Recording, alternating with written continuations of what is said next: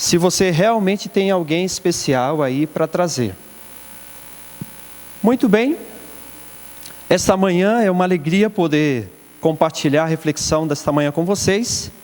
Para quem não me conhece, eu sou o pastor Bento, tá bom? Eu estava em Rio Claro e agora nos designaram para auxiliar o pastor Diego e também o pastor João Batista na área de evangelismo. Classes bíblicas é comigo, estudos bíblicos é comigo, capacitação é comigo. Então, tudo que é referente a estudo bíblico, a área evangelística, é com o Bento, tá bom? Então, a gente está já 2 meses e pouco aqui, vamos ficar até o final de novembro. Indo agora para a nossa reflexão, se você é igual eu, que ainda crê nesse livro aqui, ó, esse livro antigo, porém não obsoleto, não velho, eu convido você para abrir o livro de Jonas, capítulo 1. Jonas, capítulo 1. Nós vamos nos decorrer em alguns versos. Hoje nós vamos navegar. O primeiro culto sempre é um pouco mais enxuto. Não temos assim muito tempo.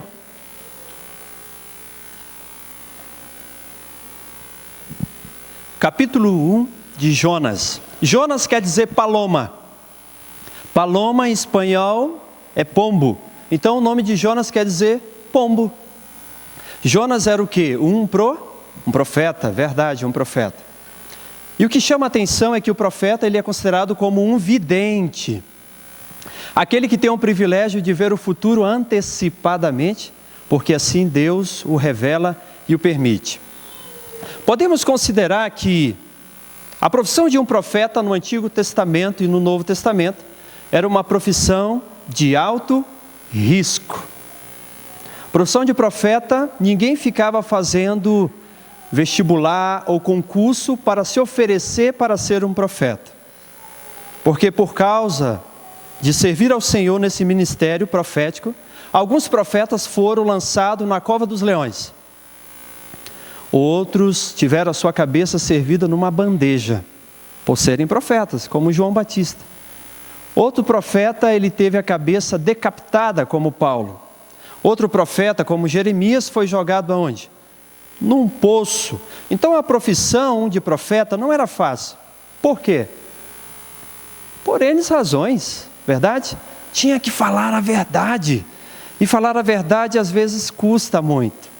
Tinha que enfrentar reis, pessoas leigas, pessoas mais sofisticadas, pessoas de alto calibre econômico e de status.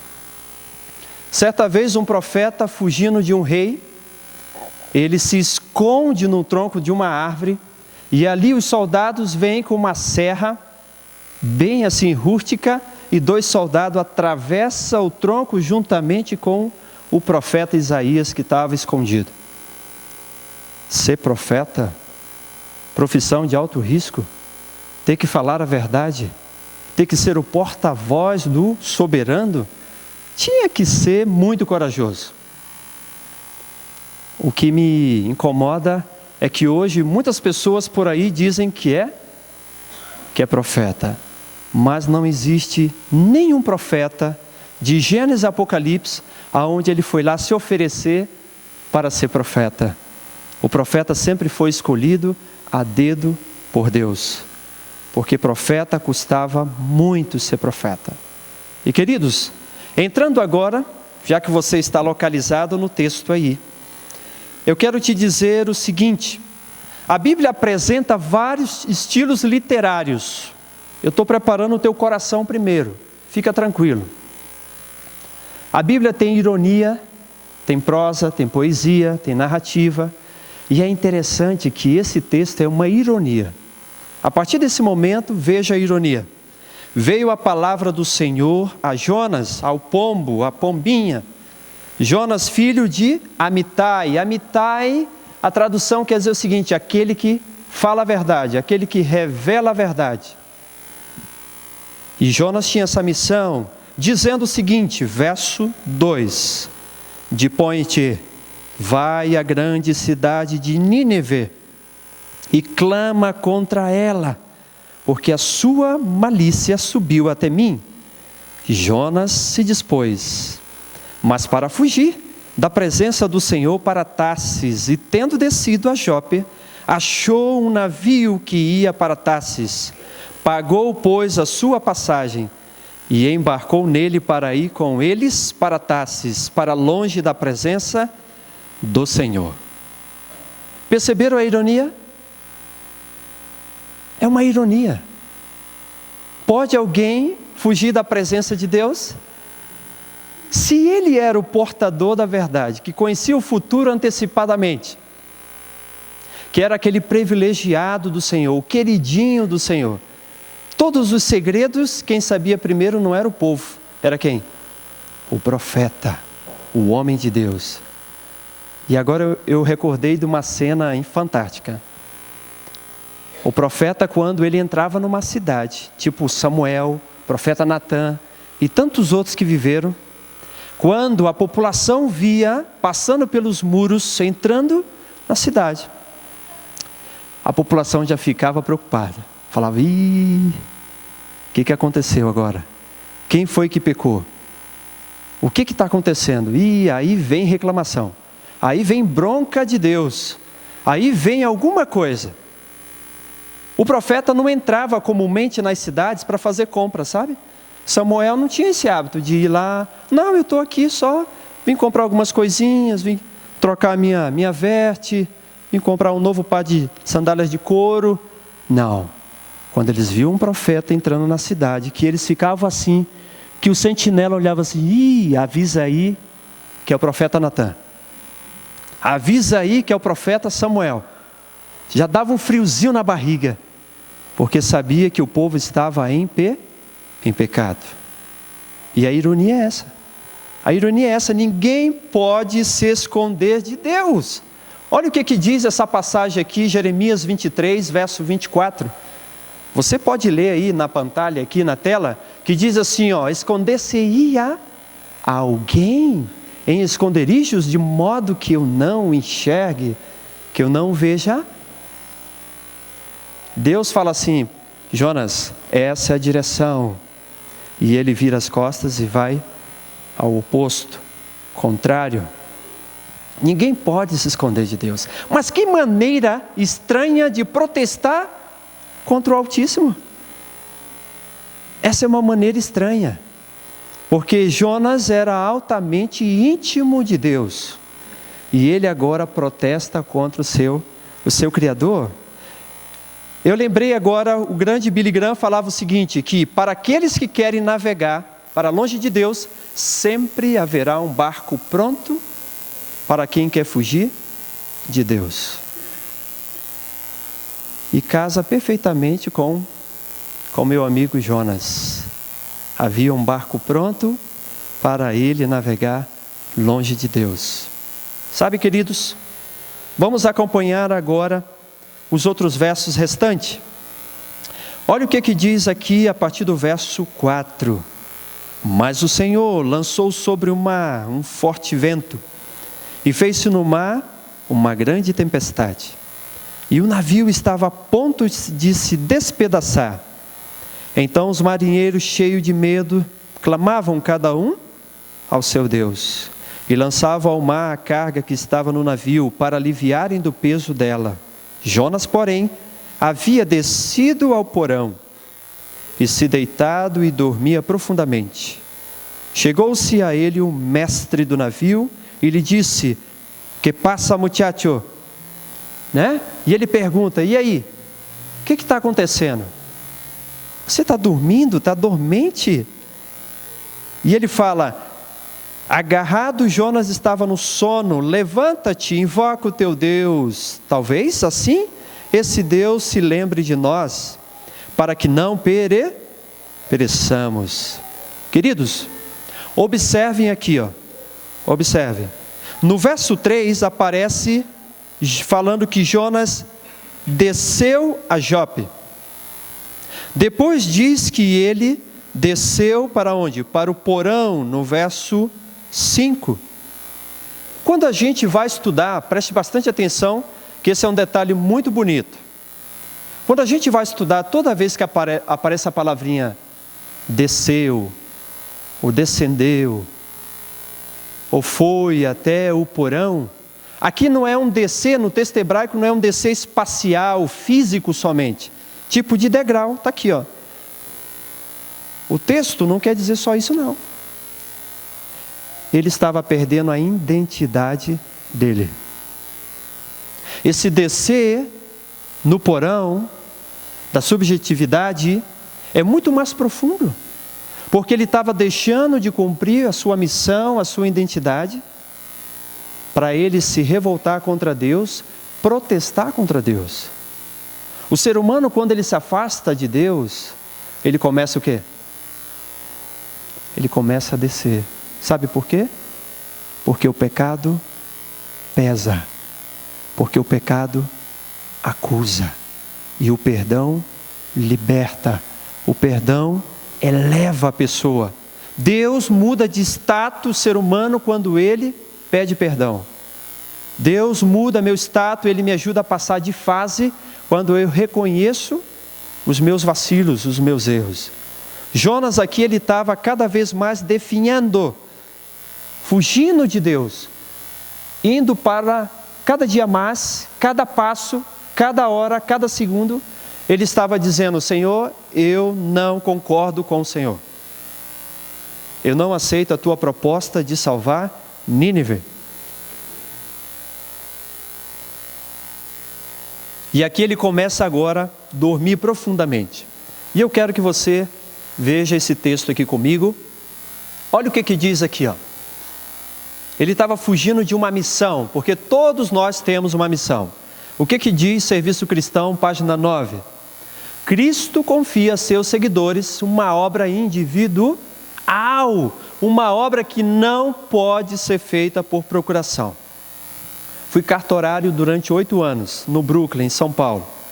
13º tabelião de notas da capital. Fiz muitas procurações. Mas eu sei que não existe procuração para cumprir a missão que Deus designou para mim e para você.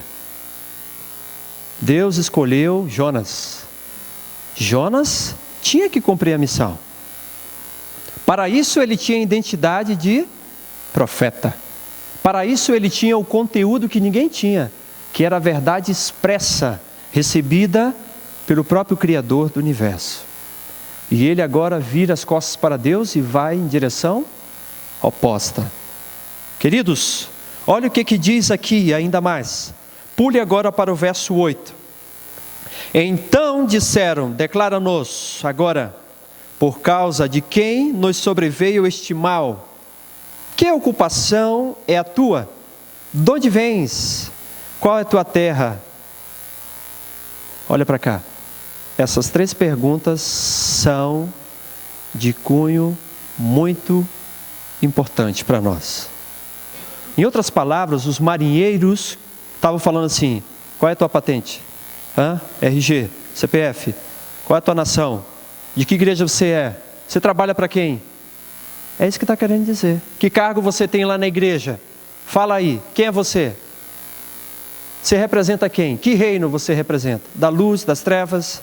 Para quem você trabalha? Essa pergunta aqui não é uma pergunta qualquer. Existe nas entrelinhas uma profundidade de revelar a identidade do profeta. Compreende? Em que contexto nós estamos inseridos nessas perguntas aqui? Queridos, olha só o que diz aqui, ó. Lembra da historinha de Pilatos? Pilatos seguiu a consciência dele. Pilatos seguiu a consciência. Jonas estava seguindo a consciência dele, fugindo de Deus, negando a missão. Ele estava seguindo a consciência dele. E se a nossa consciência estiver cheia de ódio, de rancor,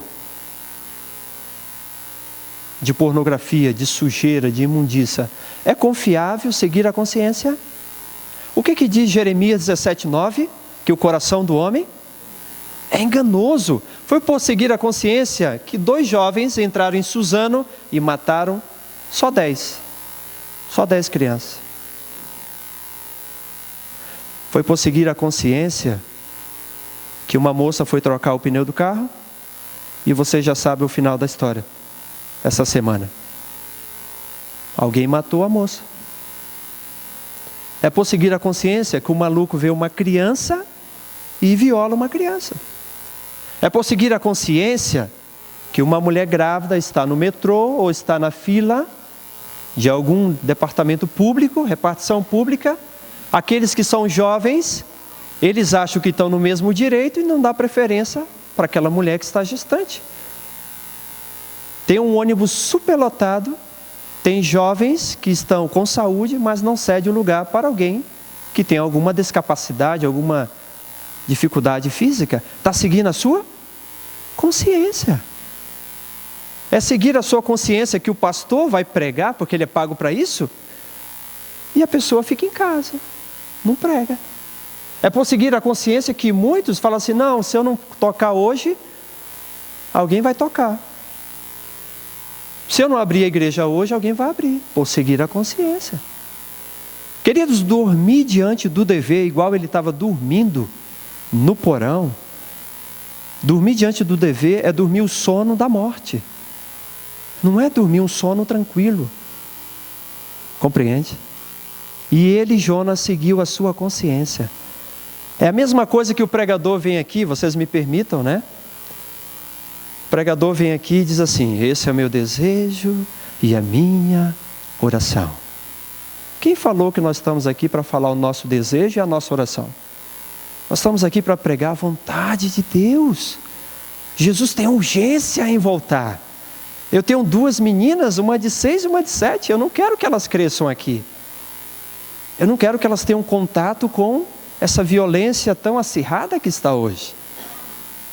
Nós não podemos seguir a nossa consciência. Nós precisamos admitir que somos escolhidos para um propósito santo. Olha o que diz aqui, ó. Quanto ao mais, irmãos, né? Tudo que é verdadeiro, honesto, justo, puro, amável, de boa fama, se há alguma virtude, se há algum louvor, nisso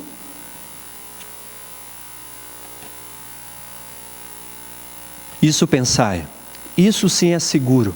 Seguir a consciência, o coração, não é seguro. E isso me impacta. Olha o que diz aqui ainda mais. Jonas agora começa a ficar preocupado, porque começam a apertá-lo, né? Saber a identidade dele. E no verso 9 ele responde. E ele respondeu-lhe, sou hebreu, sou adventista do 7º dia, e temo o Senhor Altíssimo, o Deus do céu, que fez o mar e a terra.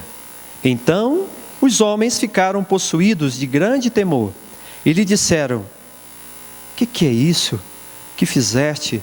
Pois sabiam os homens que ele fugia da presença do Senhor, porque lhe o haviam declarado. Disseram-lhe, que faremos agora? Que faremos para que o mar se nos acalme? Porque o mar se ia tornando cada vez mais tempestuoso. Respondeu-lhes, tomai e me lançai ao mar, e o mar se aquietará. Porque eu sei que por minha causa vos sobreveio esta grande tempestade. Entretanto, os homens remavam, esforçando-se por alcançar a terra, mas não podiam, porque quanto o mar se ia tornando cada vez mais tempestuoso contra eles. Então clamaram ao Senhor e disseram, Senhor, rogamo-nos-te que não pereçamos por causa da vida deste homem, e não faças cair sobre nós este sangue, quanto a nós, inocente, porque tu, Senhor, fizeste como te aprouve. Então levantaram Jonas, que lançaram Jonas ao mar. Queridos, esse livro começa pessimista e ele termina pessimista. Infelizmente, o livro de Jonas começa pessimista e ele termina pessimista. Jonas não queria fazer a vontade de Deus. E eu quero que você leve para casa essa seguinte aplicação. Sabe por que Deus usou um grande monstro marinho? Para fazer uma analogia com Jonas? Deus, Ele entende que quando o ser humano foge dele, o ser humano afunda. E vai afundando. Jonas, ele só começa a subir quando ele ora aonde? No ventre desse grande peixe. Somente Deus pode mudar o status do ser humano. Ele é lançado, a tempestade se acalma, os marinheiros são convertidos pelo testemunho, e de repente um grande peixe o traga, e ali ele tem um encontro com Deus. E ele começa agora a se arrepender, confessar, e depois ele louva ao Senhor. E agora sabe o que acontece? Alguém que estava em declínio, começa a fazer isso aqui, ó. Esse grande peixe começa a elevá-lo, e coloca justamente onde ele deveria estar, na fase que ele deveria estar, no status que ele deveria estar, como portador do Evangelho, como aquele que tem toda a autoridade para poder revelar o plano de salvação para Deus, para as pessoas, perdão. Queridos, em que fase você está hoje? Você está afundando? Ou você está no processo de recuperação, no processo de subida? Jonas sabia muito bem o que ele deveria fazer. E é interessante que ele faz algumas orações aqui. Analisem agora. Pulem para o capítulo 4. Por que Jonas estava dando tanto trabalho para Deus? Agora no verso 1 do capítulo 4, veja o descontentamento de Jonas. Falei para vocês que a gente ia navegar um pouquinho. Com isso desgostou-se Jonas extremadamente e ficou irado com Deus. E orou ao Senhor e disse: Senhor, não foi isso o que eu disse, estando ainda na minha terra? Por isso me adiantei fugindo para Tarsis, pois sabia que és Deus clemente, misericordioso, tardio em irar-se e grande em benignidade, e que te arrependes do mal. Peço-te, pois, ó Senhor, tira a minha vida, porque melhor me é morrer do que viver. Olha para cá. Um pouquinho mais à frente vai vir outra oração de Jonas, pedindo a morte novamente. Será que a vida está tão difícil para a gente pedir a morte? Será que está tão difícil contribuir com essa obra maravilhosa de salvar pessoas, a ponto de dizer assim: Senhor, quita a minha vida, tira-me dessa situação? É lógico que você sabe que ele tinha raiva dos ninivitas, porque foram eles, os assírios, que mataram seus ancestrais. É lógico que ele começou a ter uma repulsa em pregar o Evangelho, ele começou a ser exclusivista. Jonas passou a ser exclusivista. E às vezes decorremos neste erro. Às vezes queremos ajudar uma mãe solteira, só se ela não contraiu esse filho de uma relação sem compromisso. Às vezes só queremos ajudar alguém que a casa pegou fogo, só se a casa não pegou por uma bituca de cigarro. Queremos ser exclusivista. Ele queria ser exclusivista. Ele deixou problemas pessoais interferirem na missão. Não deixe seus problemas pessoais interferirem na missão. Ele levou para o lado pessoal. Você não é obrigado a concordar com as pessoas, mas precisa pensar no bem comum, não é verdade? Aqui tem uma reforma na igreja. Talvez alguns acharam que não era o melhor momento de fazer a reforma, mas pensando no bem comum, foi votado e hoje tem uma reforma. Alguns talvez não gostaram desse método de evangelismo aqui, ó, da amizade, né? Da amizade. É possível que não. Mas vamos pensar no bem comum. Vamos pensar no bem comum. Talvez você não goste de tocar quando o pastor Bento prega, né? Mas pense no bem comum, nas pessoas que estão vindo.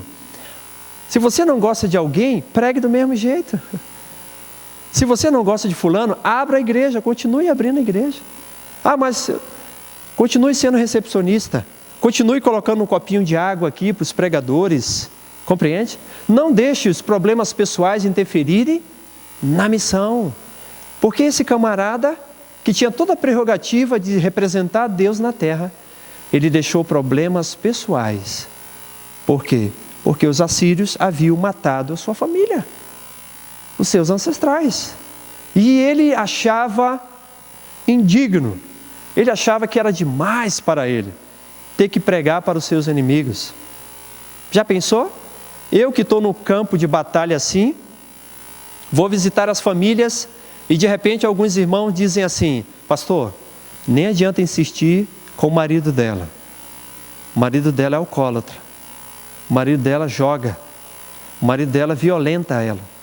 Ué, é com isso aí que eu tenho que trabalhar mesmo.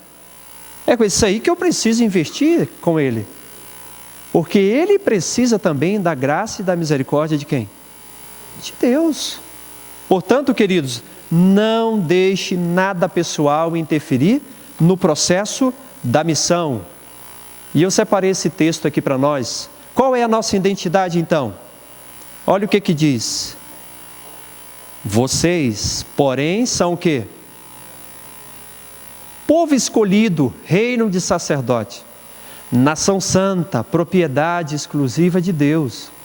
Assim vocês podem mostrar às pessoas como é admirável aquele que os chamou, da onde? Das profundezas. Você estava na profundidade por causa dos teus pecados, dos teus erros, dos teus vacilos, das escolhas erradas. Mas quando se encontrou com Deus, você começa a subir. O pecado afunda, o perdão te eleva, o perdão te liberta, o perdão te dá toda a prerrogativa para cumprir a missão, amém? Queridos, Jonas, ele não tinha a missão simplesmente de ir lá pregar para Nínive. E aqui eu encerro a minha fala. Deus não estava tão preocupado com Nínive como estava preocupado com quem? Com Jonas. Vocês sabiam disso? Paulo e Silas na cadeia. Lembra da historinha? Paulo e Silas.